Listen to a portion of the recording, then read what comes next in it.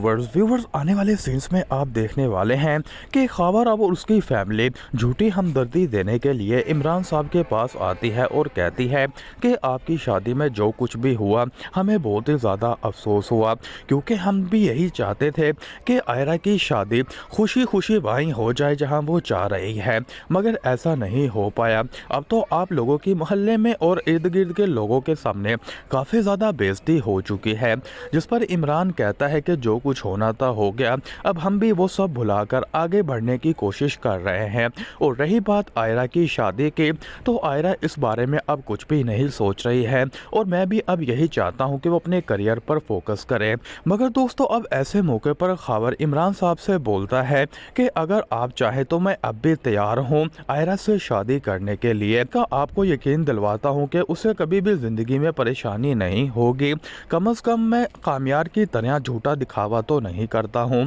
और जो कुछ भी हूं मैं आपके सामने ही हूं। जिसके बाद दोस्तों खबर और खबर की फैमिली तो वहां से चली जाती है, मगर इमरान साहब को अब खबर अच्छा लगने लग चुका है और वो अब सोचने लग चुका है कि कोई भी बुराई नहीं होगी अगर आयरा अब भी खबर से शादी पर रजामंदी जाहिर कर दे। और दोस्तों बहुत जल्द अब इसी चीज़ के चलते हुए इमरान साहब आयरा के पास भी जाएंगे ताकि वो खबर के रिश्ते की बात उससे करे कि जो कुछ भी होना था हो चुका है। अगर वो कामयार को भुलाकर जिंदगी में आगे बढ़ना चाहती है तो वो शादी कर ले। और इस तरह से दोस्तों ड्रामे में इंटरेस्टिंग पॉइंट तो तब आएगा जब इमरान साहब आयरा से बात करेंगे इस शादी के मुतालिक, और आयरा भी अपने बाप की बात को मान जाएगी और कहेगी कि आप जहां शादी करने के लिए बोल रहे हैं मैं वहां पर करने के लिए तैयार हूं, क्योंकि मैंने अपनी ज़िंदगी का फैसला एक दफ़ा तो गलत ले लिया है, इससे ज़्यादा मैं अपनी ज़िंदगी के मुतालिक कोई फैसला नहीं लेना चाहती हूँ। तो दोस्तों आपको क्या लगता है